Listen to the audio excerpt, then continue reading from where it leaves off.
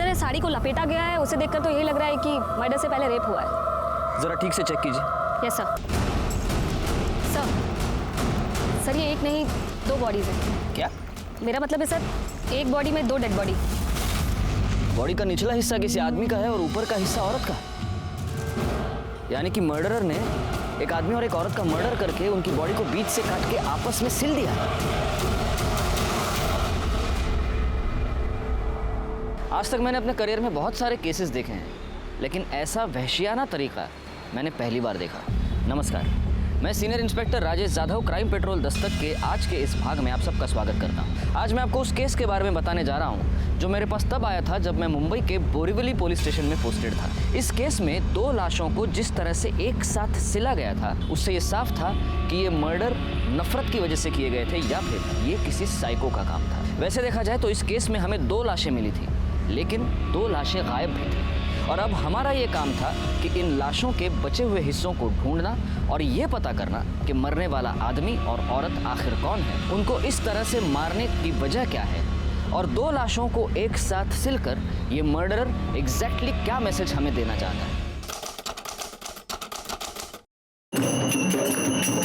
आयुष्मान बाबा की, आयुष्मान बाबा की, आयुष्मान बाबा की,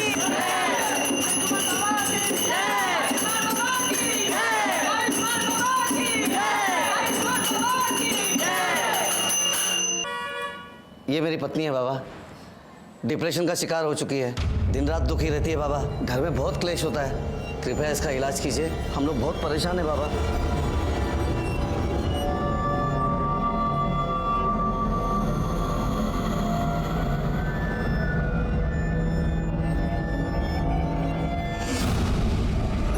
आयुष्मान बाबा की, आयुष्मान बाबा की, आयुष्मान बाबा की, आयुष्मान बाबा की, आयुष्मान बाबा की,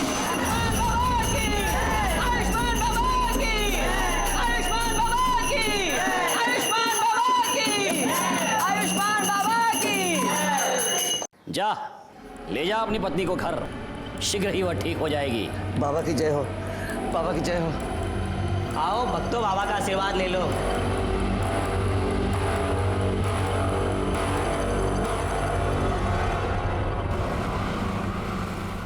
पानी आने ग्लास। आंटी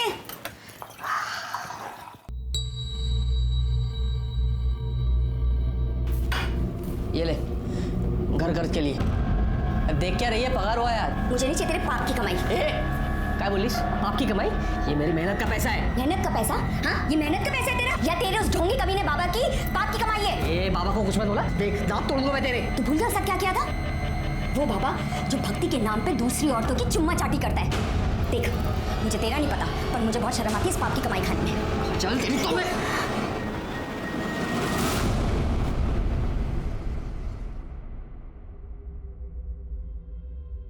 सुनिए, मुझे कुछ पैसे चाहिए थे। देखो साक्षी, तुम्हें अच्छी तरह से पता है मुझे इस तरह के ढोंगी बाबा और उनके चमत्कार पे बिल्कुल विश्वास नहीं है और ऐसे काम के लिए मैं तुम्हें 1 रुपया भी नहीं दे सकता हूँ। तुम्हें हो या ना हो, पर मुझे है, और ये सब मैं रिया के लिए तो कर रही हूँ ना। देखो साक्षी, मेरी प्यारी रिया को ठीक करने के लिए किसी ढोंगी बाबा की कोई ज़रूरत नहीं है और ख़बरदार तुम इसे किसी के पास लेकर गई ऐसे बाबा के पास।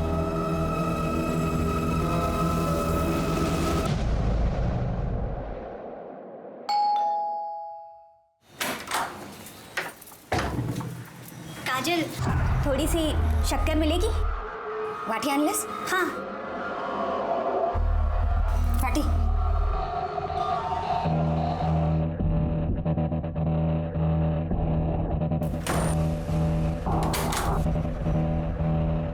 Again. और कुछ भी चाहिए? Thank you.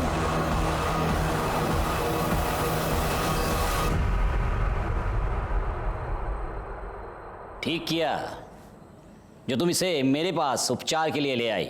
बाबा, मेरी रिया चल तो सकेगी ना? अवश्य।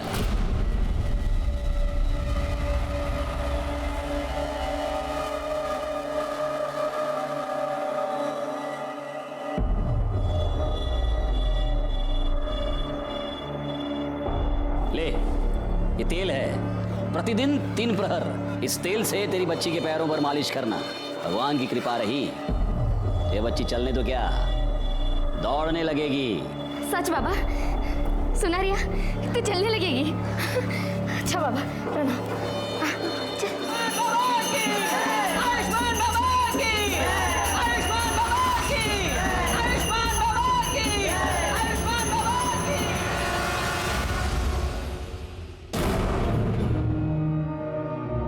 रिया बेटा, बेटा क्या हुआ?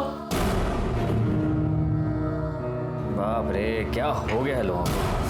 इतने घटिया लोग भरे पड़े हैं ना, रेप पर रेप के केस आ रहे हैं। अब 60 साल के बुड्ढे ने एक 20 साल की लड़की का रेप कर दिया, बताओ। रिया, रिया बेटा, रिया बेटा क्या हुआ? क्या हुआ बेटा? रो क्यों रो? क्या हुआ? ओ बेटा मुझे बताओ। अरे किसी ने कुछ कहा क्या? मुझे बताओ ना, क्या हुआ? अरे भाई ये रो क्यों रही है? क्या हुआ इसे? क्या हुआ बेटा? बेटा मुझे बताओ, क्या हुआ?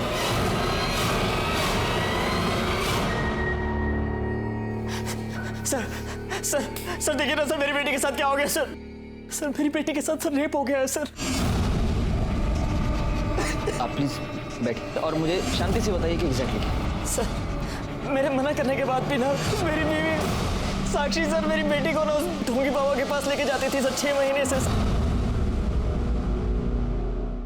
सर मैंने इसे मना भी किया था, लेकिन सर इसने मेरी एक बात नहीं सुनी सर। मैंने इसको बोला भी था सर। अरे एक मिनट, ये सब यहाँ नहीं चलेगा, ये पुलिस स्टेशन है। आप बैठिए प्लीज। मैडम आप बताइए क्या हुआ? सर, रिया के पैर बहुत कमजोर है। सब कुछ करके देखे लेकिन कोई फर्क नहीं पड़ रहा था। तब मैंने बाबा के बारे में सुना। हम रिया को उनके पास लेकर गए। बाबा ने इसकी नब्ज देखी और कहा कि ये ठीक हो सकती है।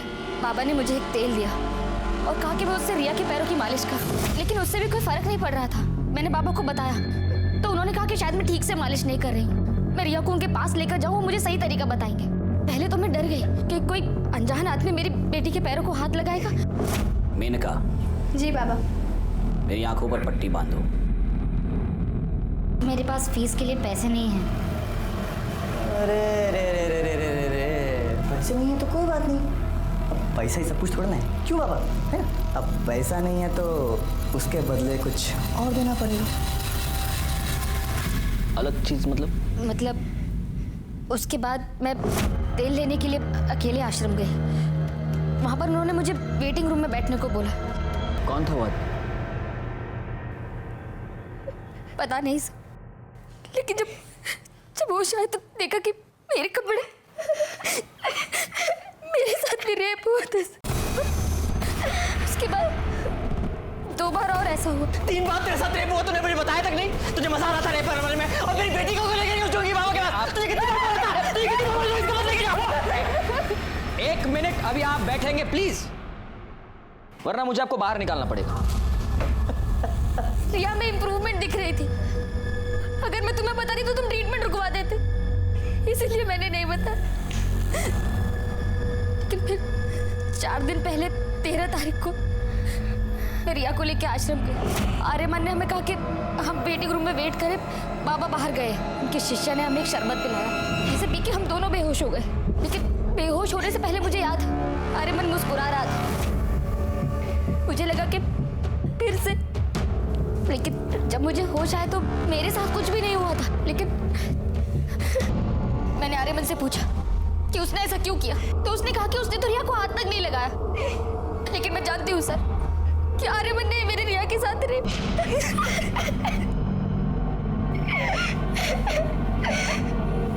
बेटा, क्या तुमने उस आदमी को देखा? वो आर्यमानी था? नहीं, वो आर्यमन नहीं, आयुष्मान बाबा थे। इंस्पेक्टर सर प्लीज उस बाबा और उसके बेटे को अरेस्ट कर लीजिए प्लीज। सर प्लीज सर, हमें न्याय दिलवा दीजिए प्लीज सर। कामनी मैडम, बच्ची को मेडिकल एग्जामिनेशन के लिए ले जाइए। आप भी जा सकते हैं। रिकॉर्ड, हम चल के इस आयुष्मान बाबा से मिलते हैं।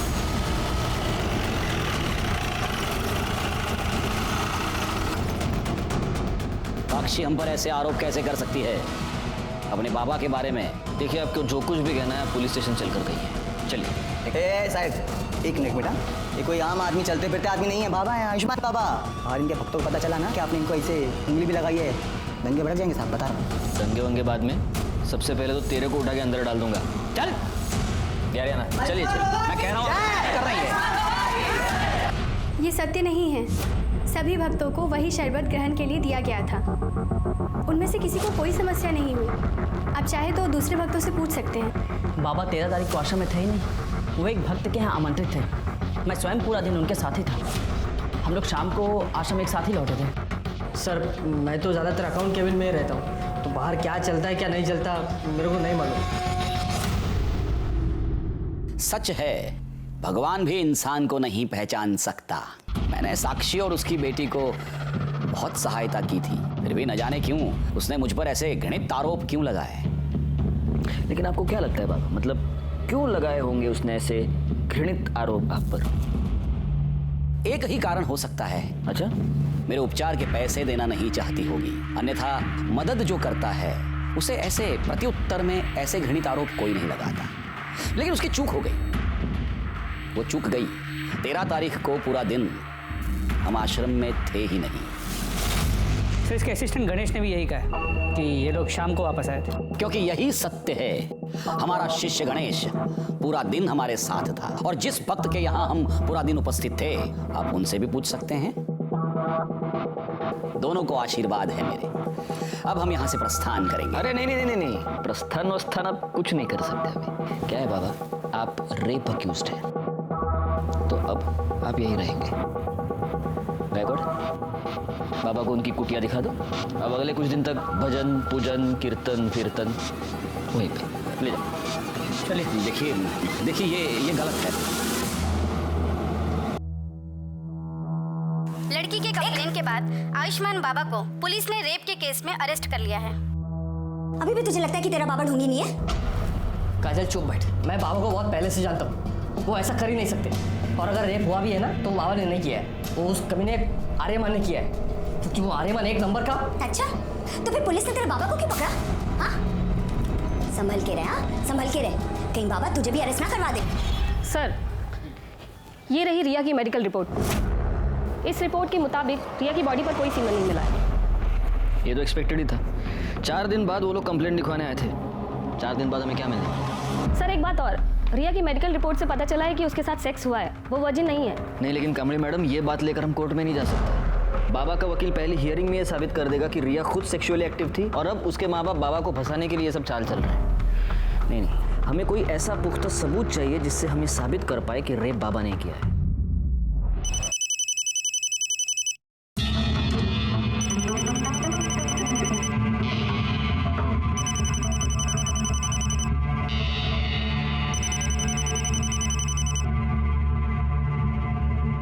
हेलो, तेरी हिम्मत कैसे हुई बाबा के खिलाफ कंप्लेंट लिखवाने की?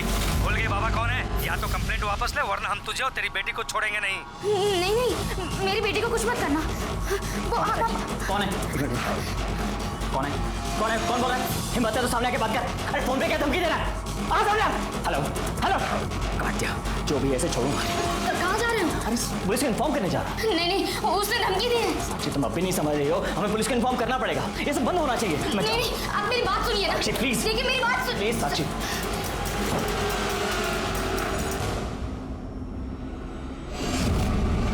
कुत्ते, पहले मेरी बीवी और बेटी के साथ रेप करता है और फिर बाद में धमकी मेरे फोन पे लगाता है। तू सोचता मैं डर जाऊंगा? छोड़ूंगा नहीं तुझे साले। क्या चल रहा है? क्या चल रहा है? क्या कर रहे हैं आप? सर देखिए ना सर, मेरी बीवी के फ़ोन पर सर किसी प्राइवेट नंबर से धमकी भरे फ़ोन आ रहे हैं सर। कह रहे कंप्लेंट वापस ले लो, नहीं तो आपकी बेटी और बीवी को। सर कुछ कीजिए सर। एक मिनट। बैकवर्ड, ये नंबर नोट कर लो और ये नंबर ट्रेस करो, पता करो ये नंबर किसका है, कहाँ से आया है। आप प्लीज इनके साथ चलिए, प्लीज। हाई चला कमाल लगा, चला।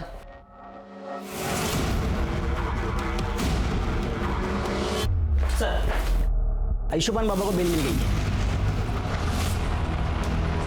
ये तो नहीं था, सिवाय इनकी कंप्लेंट के हमारे पास है ही क्या? फॉर्मेलिटीज पूर्ण कर। सर,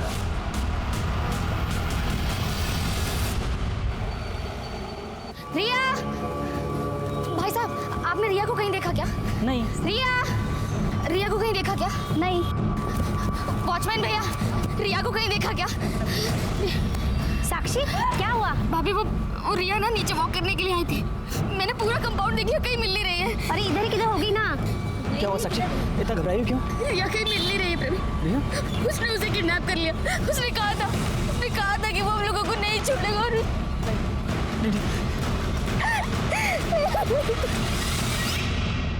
हरामखोर, रिया का रेप तूने किया है ना, मुझे सब पता है। क्या रे बड़ऊ, मैं किया है क्या लगा के रखा है? लड़की ने देखा तेरे को, स्टेटमेंट में नाम तेरा, तो मैं कैसे किया है हा? और वैसे भी वो जो तू आशीर्वाद के नाम पे वो जो चोला डाल के जो चुम्मा चाटी करता है, तो ठगी कौन तू? तो रेपिस्ट कौन? तू, मैं नहीं, समझा? बकवास बंद कर, मुझे सब पता है। बाबा को मिर्ची लगी रे बाबा को मिर्ची। लेकिन क्या करे, मैं देखा नहीं तेरे को उस दिन आश्रम आते हुए। झूठ बोल रहा है तू। उस दिन मैं आश्रम में था ही नहीं, मैं तो शाम को लौटा था। ये जो तेरी झूठ की खिचड़ी है ना, ये तो येड़ा गणेश है ना, उसके साथ मिलकर पुलिस से खड़ा, मेरे को नहीं। मैं देखा तेरे को उस दिन शाम को वापस आते हुए भी, और रिया के साथ कमरे में करते हुए भी। हाँ, तो मेरे साथ ना शानपंती नहीं। चल जा जा जा। बाबा और साक्षी ठाकुर आई है, बहुत शोर मचा रही है और तमाशा भी कर रही है। जल्दी चलिए।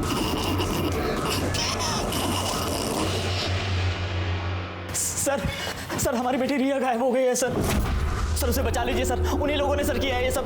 लेकिन कब से गायब है वो? सर वो शाम को 5 बजे रोज की तरह नीचे वॉक करने गई थी। अपना फोन भी घर पर भूल गई। जब 6 बजे तक घर नहीं आया तो मैं नीचे दिखने के लिए गई। पूरी बिल्डिंग, पूरा कपबोर्ड, सब जगह दिख लिया, लेकिन रिया कहीं नहीं मिली।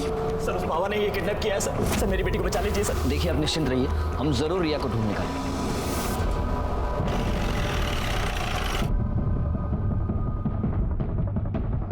सर, बॉडी को सबसे पहले इन औरतों ने देखा। ये सुबह यहाँ कपड़े धोने आई थी तो इन्होंने बॉडी को देखा। सर ये तो बैसाखी मुझे वहाँ पे मिली। कामे मैडम, सर। फॉरेंसिक टीम को बुलाइए और बॉडी को पोस्टमार्टम के लिए भेज दीजिए। Okay sir. अब इस बाबा का टाइम आ गया है।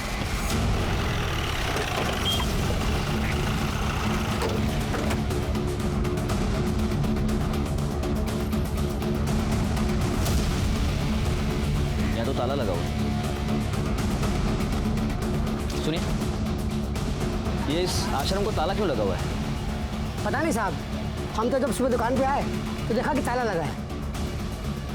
बैकवर्ड, एक काम करो, ये बाबा, उसका बेटा, इस आश्रम के लैंडलाइन नंबर्स सब फोन टैप करो और ये पता करो कि इस बाबा की और कहाँ कहाँ प्रॉपर्टी, और ज़रा इस बाबा के भी डिटेल्स निकालो। ये ओरिजिनली कौन है, कहाँ से आया है, और ये सारी डिटेल्स मुझे जल्द से जल्द चाहिए। सर पुलिस ने लड़के की पहचान रिया ठाकुर के नाम से की है। ये वही रिया ठाकुर है जिसने आयुष्मान बाबा पर बलात्कार का इल्जाम लगाया था। याद है ना तुम्हें? इसी बाबा ने तुम्हारे सामने मुझे किस किया था। तब तुम ऐसे ही बस मुंह खोलकर उसे देख रहे थे। तुम्हारी इन्हीं हरकतों से ना उसे बढ़ावा मिला और आज देखो उसने एक छोटी सी बच्ची को मार के फेंक दिया। पर तुम आज भी ना बस ऐसे ही खड़े रहना, कुछ मत करना और जाकर लगते रहना कि तुम्हारा बाबा इनोसेंट है ना? सर,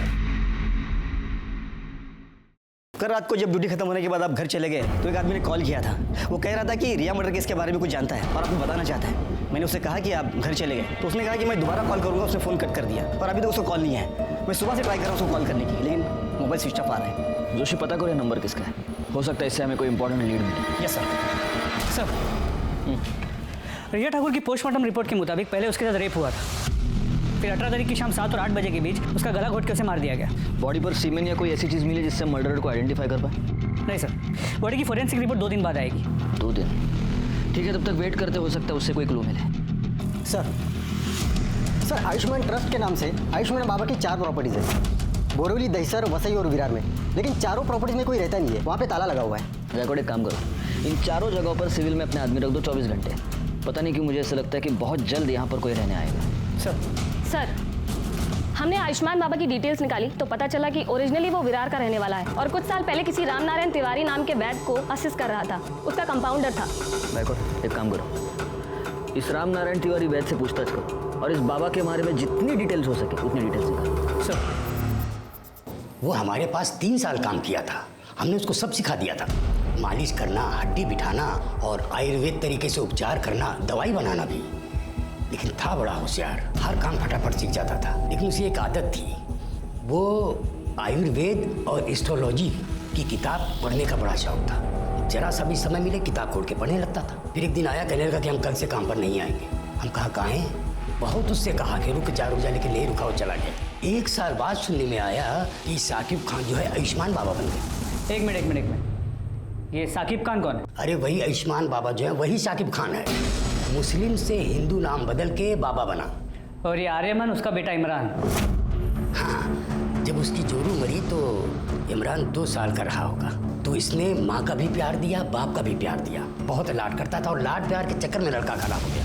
अच्छा, ये आयुष्मान बाबा मतलब आपका साकिब खान जब ये आपके पास काम किया करता था तो जो महिला इलाज करवाने के लिए आती थी उनके साथ कभी उसने बदतमीजी की थी? ना, कभी कोई बदतमीजी नहीं। अच्छा, उसके किसी रिश्तेदार को आप जानते हैं? नहीं, बस परिवार का मालूम था, सो हमने बता दिया। सर, साक्षी ठाकुर को जिस प्राइवेट नंबर से थर्ड कॉल आ रहे हैं वो पिछले 24 घंटे में अलग अलग लोकेशन पर ऑन ऑफ हो रहा है। आपने ट्राई करके देखा? हाँ सर, हमने कई बार ट्राई किया पर हर बार ऑफ बता रहा है। और सर एक बात और, ये नंबर सूरज यादव के नाम पर रजिस्टर्ड है। हमने उसके घर का भी पता किया पर वो एड्रेस भी फेक निकला। आप लगातार ये नंबर ट्राई करते रहिए और उसकी लोकेशन ट्रेस कीजिए। सर, कल रात को जिस नंबर से कॉल आया था वो मोबाइल नंबर किसी निखिल परांजपे के नाम पे रजिस्टर्ड है। निखिल परांजपे? Yes sir. निखिल परांजपे तो आयुष्मान बाबा का अकाउंटेंट है, यानी कि वो हमें कोई इन्फॉर्मेशन देना चाहता है। हम यहाँ बैठे बैठे उसके फ़ोन का वेट नहीं कर सकते। कामड़ी मैडम, एक काम कीजिए, आप फौरन जाके निखिल परांजपे के बारे में पता कीजिए। Yes sir.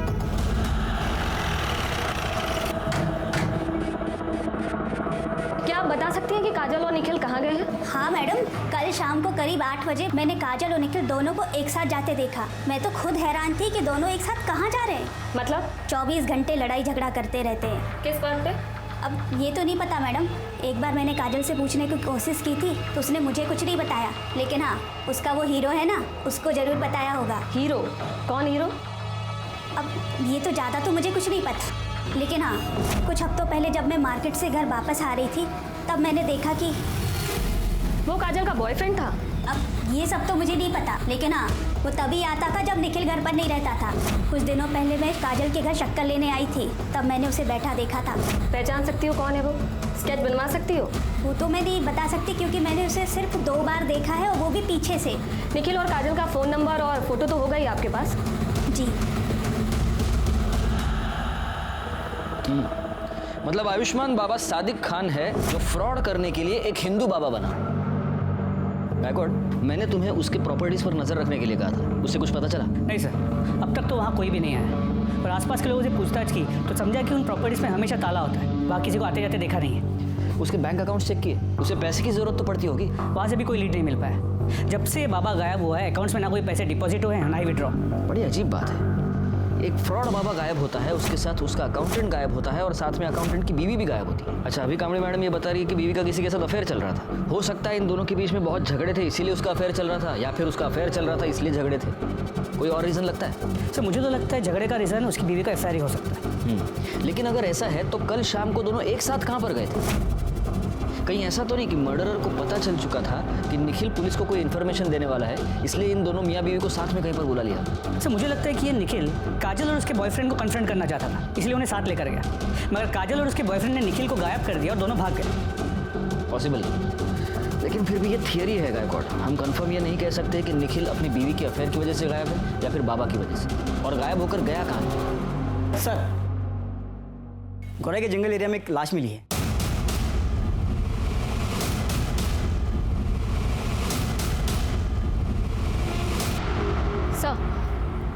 सर ये एक नहीं 2 बॉडीज हैं। क्या? मेरा मतलब है सर, एक बॉडी में 2 डेड बॉडी। क्या बात कर रही हैं आप कामड़ी मैडम?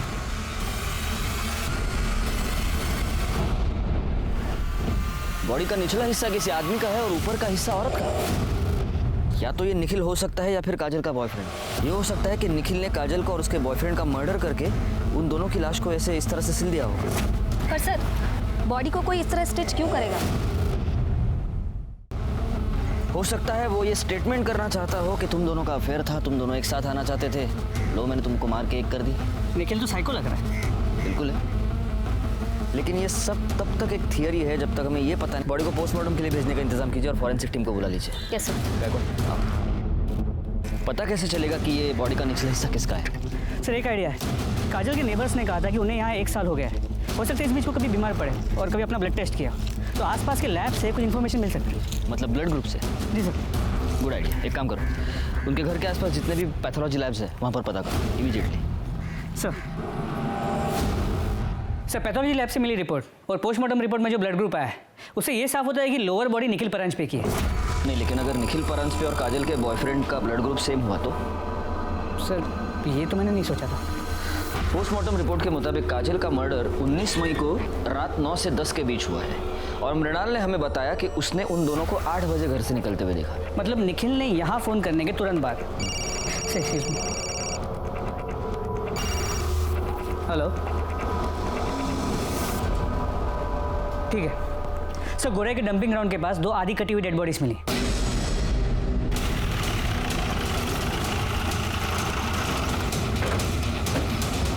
साहब मैंने आपको फ़ोन किया था सुबह जब काम पे जा रहा था, तभी ये मैंने देखा।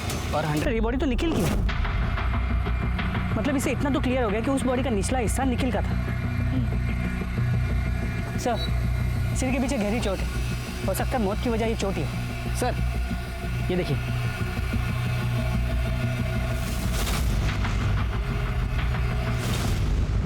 गायकवाड़ अपनी फॉरेंसिक टीम को बुलाओ और उनसे कहना कि इस बार मुझे रिपोर्ट जल्द से जल्द चाहिए। सर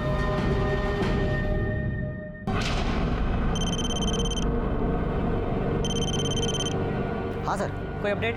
सर मैं यहाँ पे कब से नज़र रखे हुए हूँ लेकिन कोई हलचल नहीं। सर मैं यहाँ पे कब तक रुकूँ? वो बोलता हूँ मैं, लेकिन अभी के लिए वहाँ पे नजर रखो। ठीक है सर, ओके।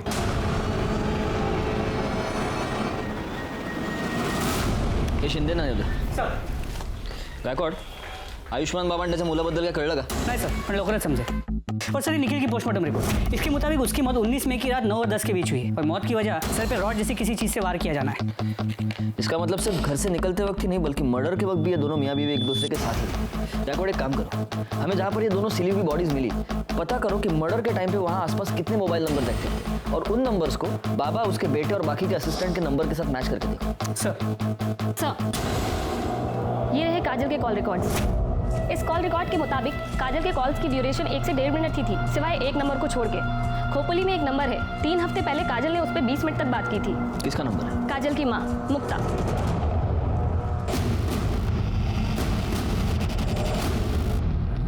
बड़ी अभागन थी मेरी काजल, तिच्या नशिबात सुखच नव्हतं। हम जब पालघर के पास नांदोर गांव में रहते थे तब काजल दूसरे बिरादरी के लड़के के साथ भाग गई। पूरे गांव ने हमें बेदखल कर दिया। हम लोग दर दर भटकने लगे, कभी यहाँ गावात कभी त्या गावात। अभी 1 महीना पहले नवीन को यहाँ काम मिला। 3 हफ्ते पहले आपकी काजल से बात हुई थी? हो सर, 1 महीने पहले की बात है सर। मेरी जानने वाली को मुंबई में काजल बाजार में टकरा गई। उसने मुझे फोन किया, काजल ठीक है, और उसने काजल का नंबर दिया। मैंने सोचा मैं उससे बात नहीं करूंगी, पर काय करूं, माँ हो ना। मैंने उसे फ़ोन किया, बड़ी खुश लग रही थी वो फ़ोन पर। उसने कहा कि वो मुझसे मिलने आने वाली है, पर नहीं, वो नहीं आई। उस निखिल के घर वालों ने मारा है साहब मेरी ताई को। साहब हमारी ताई उसे कभी पसंद नहीं थी, हम लोग अलग बिरादरी के ना, इसीलिए। वैसे 19 तारीख को तुम कहाँ थे? मैं काम पे था साहब, विठल और मैं साथ में ही काम पे जाते। विठल कौन? हमारा पड़ोसी, इधर बाजूला रहा। निखिल की फैमिली का नांदौर का एड्रेस है आपके पास? ठीक है सर, विठल ने कंफर्म किया है। 19 मई को नवीन उसके साथ सुबह से शाम तक गोडाउन में ही था। एक काम करते, निखिल के घर चलकर पता करते कि इस नवीन के बात में कितनी सच्चाई है। मैंने कितनी बार निखिल को समझाया था कि काजल तेरे लिए ठीक नहीं है, फिर भी उसने मेरी एक बात नहीं मानी। इसलिए तुमने उन दोनों का पता लगाया, उनका मर्डर किया और अपना बदला पूरा किया। क्या बात कर रहे हो साहब? मैंने खुद उन दोनों की शादी करवाई थी। बिरादरी में रहने के लिए नाटक किया था कि वो दोनों गांव से भाग गए। दरअसल मुझे पहले से ही पता था कि वो दोनों मुंबई में कहाँ रहते हैं, क्योंकि वो घर मैंने ही भाड़े पे लेके दिया था उन्हें। हर दूसरे दिन मेरी निखिल से बात होती थी। फिर मैं अपने बेटे और बहू को क्यों मारूंगा? फिर एक बार हम डेड एंड पर आकर पहुंच चुके थे। हालांकि फॉरेंसिक रिपोर्ट से ये पता चला था कि रिया के नाखून में किसी के स्किन फ्रैगमेंट्स पाए गए थे, लेकिन वो स्किन फ्रैगमेंट्स किसके थे ये पता लगाने का कोई भी तरीका हमारे पास नहीं था। दूसरी तरफ हमारी ये थियरी थी कि काजल और निखिल का मर्डर या तो काजल के लवर ने किया है या आयुष्मान बाबा ने। काजल और निखिल के मर्डर स्पॉट पर एक्टिव नंबर्स का हम इंतजार कर रहे थे और हमें इंतजार था सूरज यादव का भी, जिसे ट्रेस करना काफ़ी मुश्किल हो रहा था क्योंकि उसका मोबाइल नंबर लगातार ऑन ऑफ हो रहा था। ऐसे में आयुष्मान बाबा के प्रॉपर्टीज पर नजर रखने का हमारा प्लान कामयाब हो गया, जब हमें ये पता चला कि उसकी वसई की प्रॉपर्टी पर कोई आया है।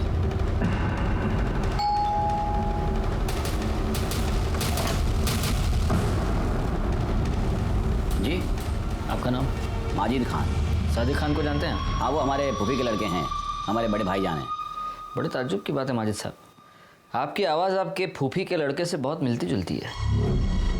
देखिए, आप हमें खामखा परेशान कर रहे हैं। हमारे बड़े भाईजान का उन्होंने जो किया है उससे हमारा कोई वास्ता नहीं है। गायकवाड़,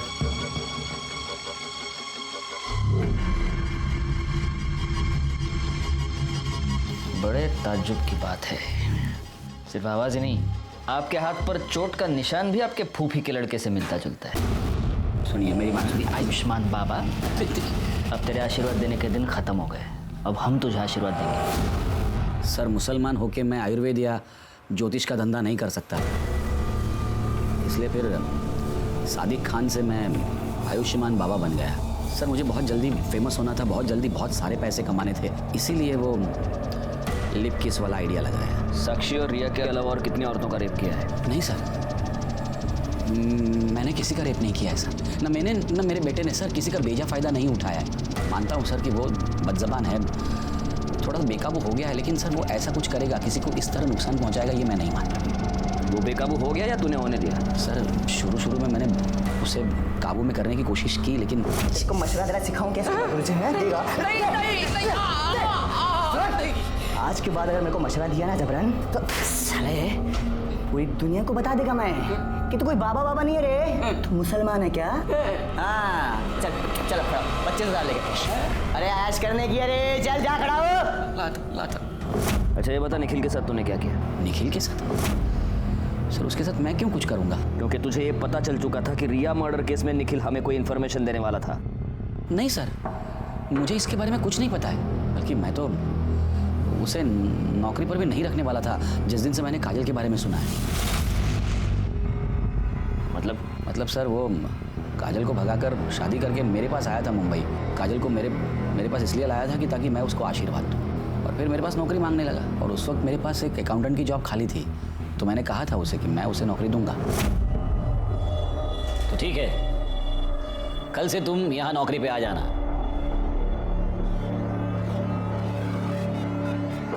मेरी बीवी है।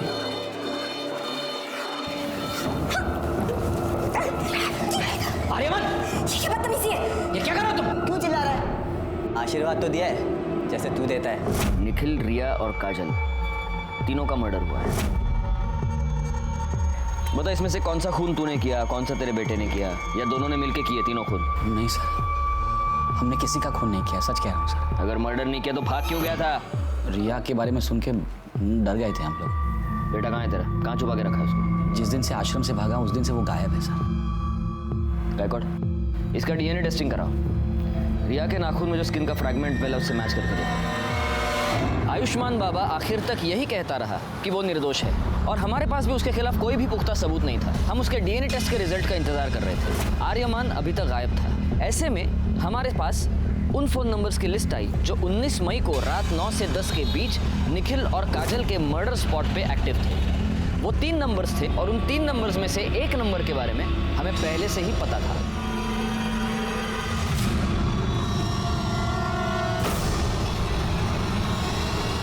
ताई की वजह से हमने बहुत दुख देखे थे साहब। मैं उससे बदला लेना चाहता था, पर पता नहीं था कि वो कहाँ रहती है। फिर पता चला कि आई को उसका फ़ोन नंबर मिला है। तो तू पहली बार में ही कामयाब हो गया।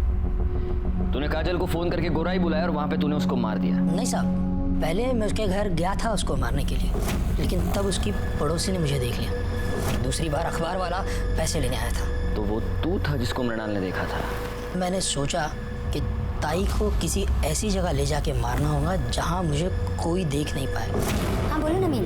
वो कुछ काम से मैं मुंबई आया था, तो आपसे कुछ ज़रूरी बात करनी है, मिलना था। अरे पर ताई, मैं वो सब आपको मिल के बताता हूँ। आप एक काम कीजिए, आप मुझे गुराई के पास आके मिलिए। अच्छा ठीक है, मैं आती है। क्या हो गया, यहाँ क्यों बुलाया? घर आ जाता ना। छोड़ूंगा नहीं। छोड़ उसे। मैंने तुझे कहा था इस तरह सुनसान जगह पे बुलाया, जरूर कुछ गड़बड़ है। सब उसके बाद मैं घर जाके विट्ठल को मना लिया, ताकि कल को अगर पुलिस पूछे तो उनसे झूठ कहे कि मैं दिन भर उनके साथ था। लेकिन तू अपने मोबाइल को नहीं मना पाया, और तेरी मोबाइल लोकेशन ने तुझे फंसा दिया। निखिल और काजल के मर्डर की चार्जशीट फाइल करो इसके ऊपर। सर इन्फॉर्मेशन मिली थी कि सूरज यादव, जिसने साक्षी को थ्रेटनिंग कॉल किया था, वो एक प्रोस्टिट्यूट के पास रेगुलरली जाता है। सर उसी एरिया में भी सूरज का फ़ोन स्विच ऑन हुआ और उसने एक फ़ोन कॉल किया जिसे हमने रिकॉर्ड कर लिया है। सर सुनिए वो क्या कह रहा है।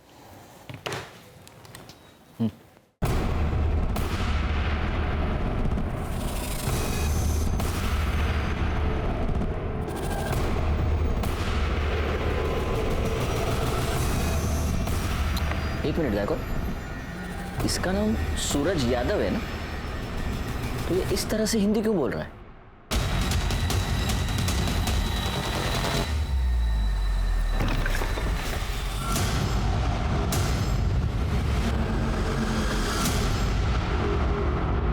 क्या बोला हूं तुझे? आर्यमान, इमरान या फिर सूरज यादव?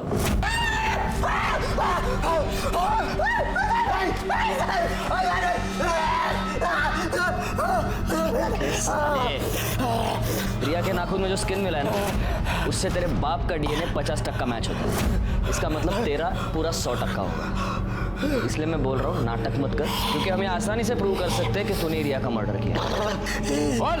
साहब साक्षी और रिया का रेप नहीं किया है साहब। अब्बू का चोला अपने ऊपर डाल लिया था कि कहीं बीच में थोड़ा बहुत भी होश आए तो लगे कि अब्बू ने गलत काम किया है। मर्डर क्यों किया रिया का? मैं बस कंप्लेंट वापस करवाना चाहता था साहब, पर वो रिया का बाप है ना, फोन पे बहुत अकड़ रहा था साहब, बहुत उल्टा सीधा बोला मेरे को, दिमाग पूरा चला गया था मेरा। बस मैंने सोच लिया था साहब कि इस साले को सबक सिखा के रहेगा मैं। तो मेरे को पता था कि रिया रोज शाम को ना कंपाउंड में वॉक करने को आती, और साहब उसके बाद उसकी बॉडी रात को मैं ठिकाने लगा दी। और ये सब बूढ़ा हुआ ना वो मेरा अबू, उसने मेरे को सब करते हुए देख लिया था साहब, और बहुत घबरा गया था साहब, वो बहुत डर गया था, जबरदस्ती मेरे को छुपाया साहब। साक्षी और रिया पर रेप करने के जुर्म में और रिया के मर्डर के जुर्म में तुमको अरेस्ट करता हूँ। चार्जशीट फाइल करो। फॉरेंसिक रिपोर्ट से ये साबित हो गया कि वो स्किन आर्यमान की थी। निखिल काजल मर्डर केस और रिया मर्डर केस फाइनली सॉल्व हो गए। नवीन, जिसने अपनी बहन को एक भयानक, एक दर्दनाक मौत दी, उसका पूरा प्लान उसकी फोन की वजह से फेल हो गया। रिया, जो कि शारीरिक रूप से कमजोर थी, अपने माँ के अंधविश्वास और अंधभक्ति की भेंट चढ़ गई। इसी के साथ मैं सीनियर इंस्पेक्टर राजेश जाधव आपसे विदा लेता हूँ। दोबारा मिलूंगा, तब तक सतर्क रहिए और देखते रहिए क्राइम पेट्रोल दस्तक, क्योंकि मकसद बताना नहीं, बचाना है। जय हिंद। क्राइम पेट्रोल के ऐसे ही मजेदार एपिसोड्स देखने के लिए हमारे चैनल को सब्सक्राइब करें